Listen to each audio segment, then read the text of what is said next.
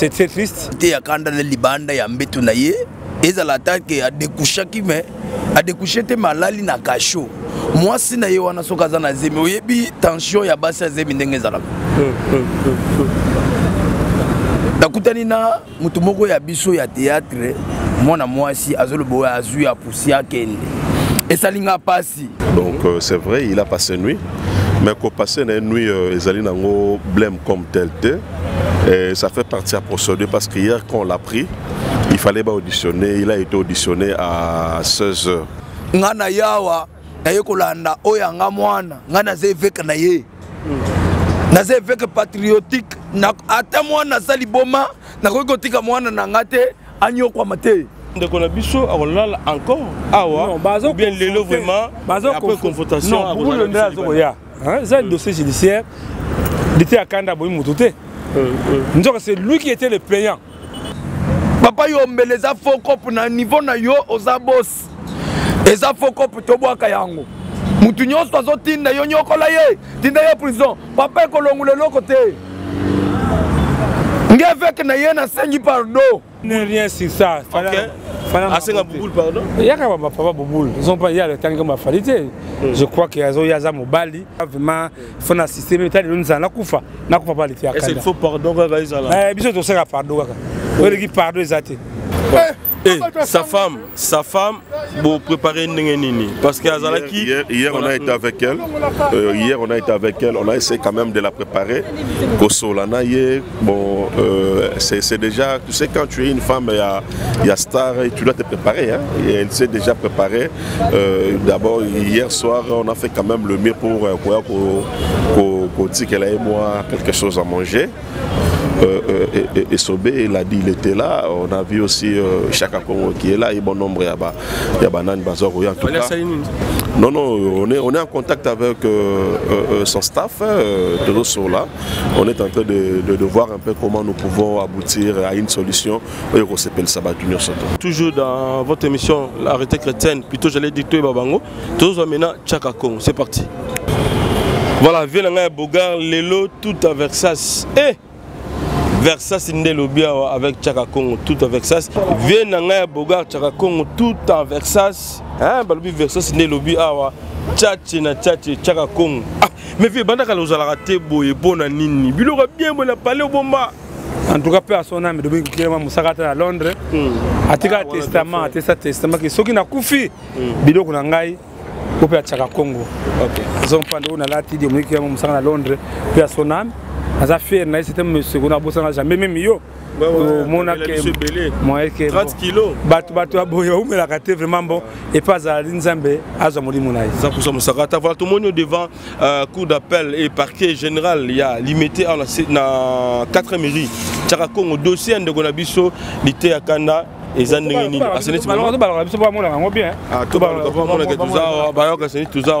Voilà. Au moins il passe à mon Yves je crois. Souvent dans le Bamaramono, dans toutes les émissions. Ok. Au moins il passe à mon toujours à la première nangai. Kokodioko. Voilà. Tu passes ce moment-là. Tout ça là nayo. Ah. Kinga boana rai. Les gens envoient seulement l'argent. Nga tika jamais artiste.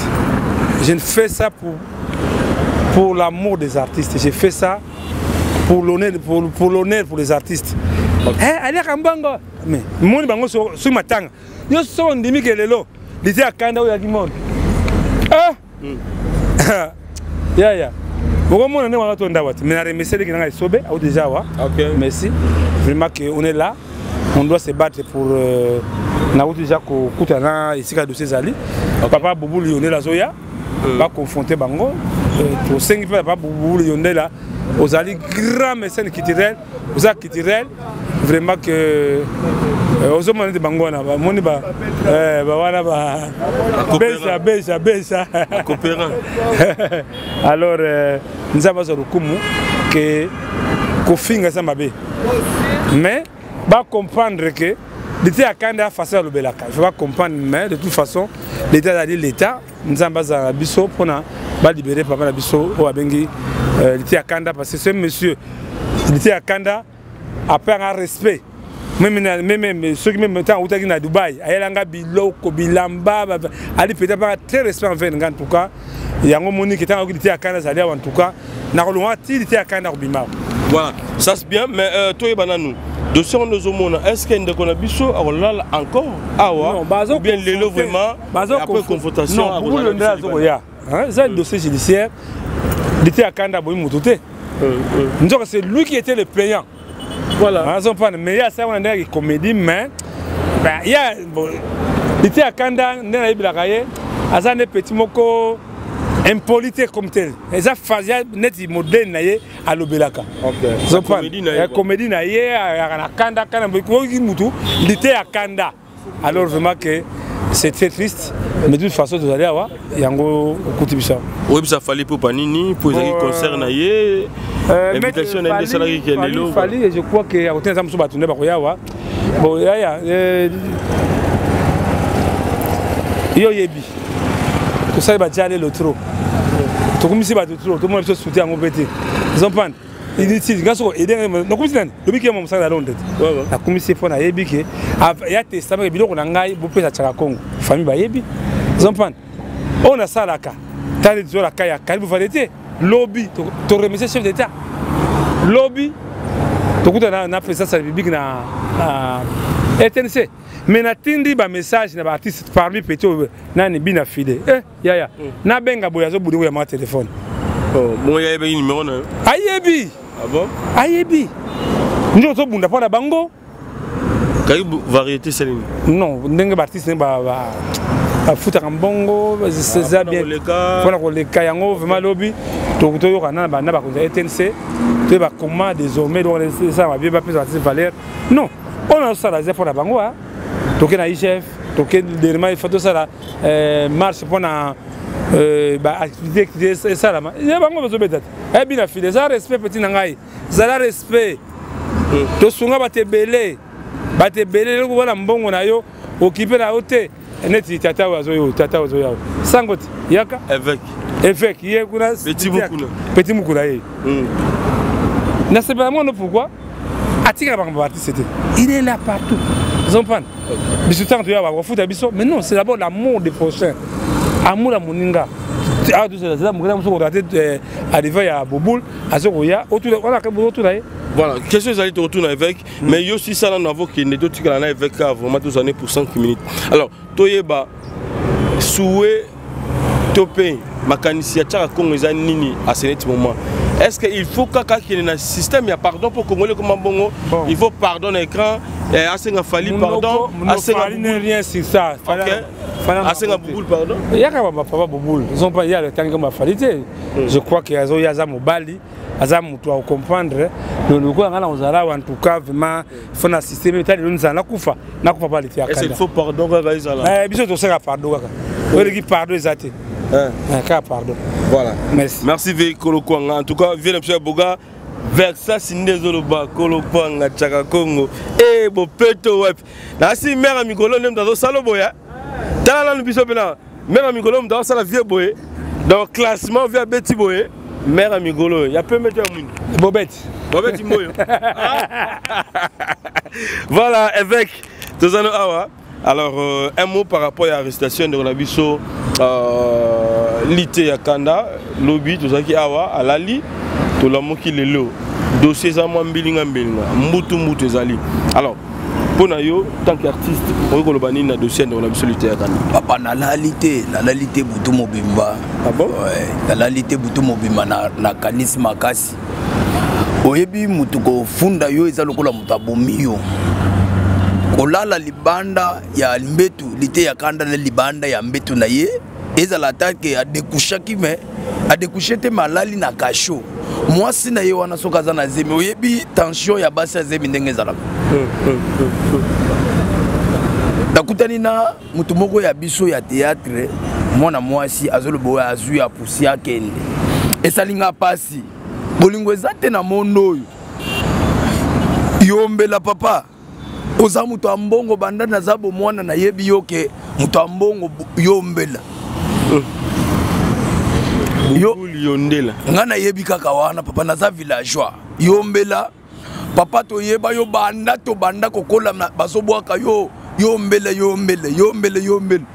papa na biso lite ya kanda za mutu liboso te alobina yo mabe na TV bando botamati okomi na ajwan bafinga yo combien de personnes oyo pe kutotika osundola oza muto ambongo lite ya kanda za mubola aza ne lokote azobima na sifo kokuna na deuxième terrain ya sifo côté lite ya kanda bimaka bana changu mikoloyo bazotala lite ya kanda ndinga mataka na ba moto kitamata bamona lelo lisusu lite ya kanda famille zanga griffe ma papa yoza na griffe déjà osala kombo yombele lite ya kanda za na griffe tazo bunda bunda asala nyoso papa dalobi dodo kolo papa limbis na famille nyoso bazalaka na liboma na bango okay bazana ndumba na bango bazana muyibi na bango bazana ndoki na bango na ba famille nyoso wanozo yipisa nani oya biso liboma lite ya kanda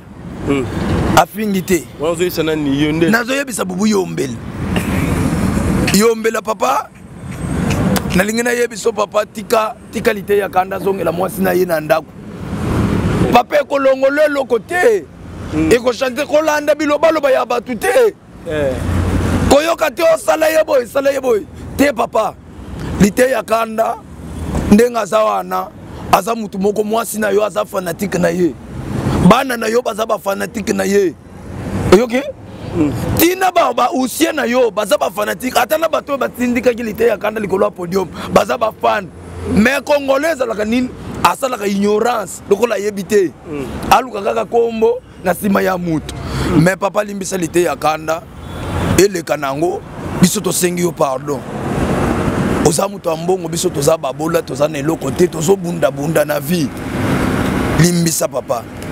Merci beaucoup. Limbisa elongoli eloko te. Numéro de téléphone? Numéro ya téléphone ya petit avec mukuna chipinga baloshi kama napata musasa mesu kama mukoboja kumwele chikunku. Comment mulaiwe? Wana kombo nanga papa, kombo wana sokola ndiango atoke kozwa soki mbasu na yoko kutana. Wana kokoma, wana papier donc. Chipinga baloshi. Numéro ya téléphone nangeza plus 243 84 44 11. Plus 243 84 44 035 11. 11 Kasi 11. Ba emi balé sali 11. Plus 243 84 44 035 11. Numéro de téléphone yangwana ngana yawa na yekolanda oyanga mwana ngana zeveka na ye. Na zeveka patriotique na ata mwana sali boma na kotika mwana na ngate anyokwa mate. Tango ko bimandeza kubenda ye matoi. Papa yombela sundola likambo wana za fokop. Papa yombela za fokop na niveau na yo oza boss. Eza fokop tobwaka yango. Mutu nyonso azotinda yo nyokola ye, tinda ye prison. Papa ekolongula eloko te. Nge évêque na ye na sengi pardon. Je suis évêque patriotique. Quel genre de pays? Mutu na pasi yozo luka obakisa pasi. Lite ya kanda kotaza na prison soka bimi papa na kobenda ye matoi. Pour na évêque na ye limbisa ye. Samba pambulo. Merci à Pamboula. Merci beaucoup.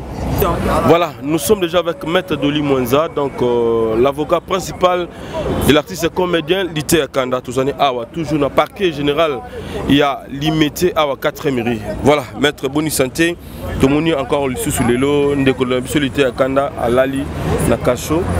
L'élo, tout ça déjà vendredi le 1er octobre. Oui, merci beaucoup. Na binono subandeko oyo bozali ko compatir na ndeko na biso l'été à Kanda. Donc c'est vrai, il a passé nuit, mais ko passer une nuit ezali nango blême comme tel te. Et ça fait partie à procéder parce qu'hier quand on l'a pris, il fallait pas auditionner, il a été auditionné à 16 h. Après l'audition il s'est fait que on devrait passer à la confrontation. Comme il y a eu plus, la confrontation n'a pas été faite, donc ça se fera aujourd'hui. Raison pour laquelle nous sommes venus pour que tout remplir ma devoir entre autres la confrontation, afin que tout comment est-ce que nous allons décanter la situation. Mais jusque là, en tout cas, c'est comme je l'avais dit hier, nous continuons toujours à faire confiance à notre justice, sachant que la justice congolaise ne va pas nous décevoir, parce qu'elle va faire au poursuivre de Konabiso. En tout cas, jusque-là, il vend dans nos têtes, donc on ne sait pas. Parce que le dossier entre nos mains, il y a inspecteur, et comme l'on en y voit parquet, parce qu'il y a Nakatia parquet, il y a les inspecteurs près la cour d'appel, le parquet près la cour d'appel de Matete, mais aussi il y a le parquet ESA, Simamina magistrat. Donc jusque-là, les dossiers sont encore au niveau de l'inspectorat, donc il y a Nakatia comme inspecteur. On essaie quand même de voir, on attend le plaignant qui nous a fait comprendre qu'il est en route dans peu de temps, il sera là pour qu'on procède à la confrontation. Sur base de la confrontation de Toroyeba, quel type d'infraction au Bazaï qu'on poursuit vers c'est un vendredi, certes, c'est ça un peu le problème auquel nous allons buter jusqu'à-là, parce que nous nous disons le vendredi, demain, le parquet ne fonctionne pas, donc c'est important que nous allons fixer aujourd'hui. Et puis c'est un père de famille, comme j'avais dit, donc bientôt là, la rentrée scolaire est allée le 4, donc il doit aussi préparer la rentrée pour ses enfants. Donc c'est vraiment évident, c'est vraiment important que la justice est à la paix Likambona Anglewan. Voilà, ça c'est bien. Alors le lot Tolobake, moto à Salaki Ndegonabiso, il était à Kanda. Azal arrêté à Yébani parce que l'autre fois au Yubsaki Bisso Ndekwa Yébanité ou Asali qui était à Kanda Azal arrêté. En tout cas, je vous confirme que c'est notre frère Bouboul, celui qui est le plaignant. C'est donc lui qu'on attend pour que tout procéder par la confrontation. Voilà. Alors, Ndenge de Suzo Kendele, Toloba Lelo Ndegonabiso, Azanabiso Libanda, ou bien Ndenge Bozota Lelangon à Lissumususu, et il va rester encore ici pour que Toyal Susu les lundis pour notre continuer. Non, non, nous sommes avocats. La procédure est allée, c'est notre pouvoir. Mais seulement nous devons aussi arriver à faire comprendre l'instructeur que fait tel que poursuivre Ndegonabiso et Vandi formaté. C'est un débat de droit, donc nous allons mettre nos argumentations sur place afin que tout parce que sur base il y a confrontation de Baïbaka ce qui est infraction et Vandi dès lors que confrontation c'est y a le Rwanda sur Vandi Boué Moutabisono voilà bon na fundi Moututel. Bon, au fond des années, c'est permis à tout le monde de porter, de porter une affaire devant la justice. Mais il y a une infraction aux alliés Kolobake, peut-être aux alliés victimes et vendité. C'est ça le problème. Donc nous voulons un peu que cela soit un peu. Mais déjà, audition Salamaki Lobby, papa. L'audition Salamaki Lobby, Salamaki Aye. Mais on ne les a pas encore confrontés parce qu'il doit être confronté. Voilà. Merci Maître Doli Mwanza. À ce moment, Bandeko va retenir Nini. Et Bandeko va retenir Nini. Est-ce que l'intervention déjà il a fallu pour pas na Bandeko bureau a fallu pour pas mais peut côté peut continuer à avocat na bango quand même dans de Kofali parce que on est en bon terme avec eux. En réalité, nous sommes en bon terme avec eux. Il y a des contacts de part et d'autre, mais aussi on a vu aussi le soutien d'artistes comédiens parce que le matin on a été avec Esobé, il a dit il était là. On a vu aussi Chaka Kongo qui est là et bon nombre il y a Banan Bazoro en tout cas. Non, on est en contact avec son staff, tous sont là. On est en train de voir un peu comment nous pouvons aboutir à une solution. Et sa femme, pour préparer Nini. Parce qu'Azalaki. Hier, on a été avec elle. On a essayé quand même de la préparer. Bon, c'est déjà, tu sais, quand tu es une femme, il y a star, tu dois te préparer. Hein, et elle s'est déjà préparée. D'abord, hier soir, on a fait quand même le mieux pour qu'elle ait moi quelque chose à manger. Sa femme, elle est préparée, mais seulement on ne veut pas, c'est que Azal a un peu exposé tout ça ici devant le parquet, surtout média Pézamo et Belé. Elle est restée quelque part, donc elle est déjà préparée, elle est préparée. Mais après, c'est ça, comme on a été que la manière où Bazouaki Mobali Naye, bon, nous disons, on fait confiance, on continue toujours à faire confiance à notre justice. Voilà, merci. Lilo Banabandegouno, surtout dans ma fan, il y a un décolleté à Kanda. Non, Bandegouno, surtout Balingaraya, en tout cas, c'est votre frère, c'est votre artiste, s'appelle Sarabino Makas Mingi. Vous demeurez toujours aux Alana Bolingo, vous avez exprimé Naye. Batonio surtout, donc Congolais, surtout à la vidéo, Congolais, surtout à Moun Maramnenge Salami, donc Mouna Moutaza va interpréter en Nenge Naye, na quoi Naye. Donc, bah, continuer toujours qu'au demeurer Naye, et puis avec ma prière Nabango. Et puis je leur demanderai de continuer toujours à faire confiance à notre justice parce que nous avons une bonne justice où nous appelons à faire confiance et qui m'a ramené bien. Merci Maître Douli. Merci beaucoup.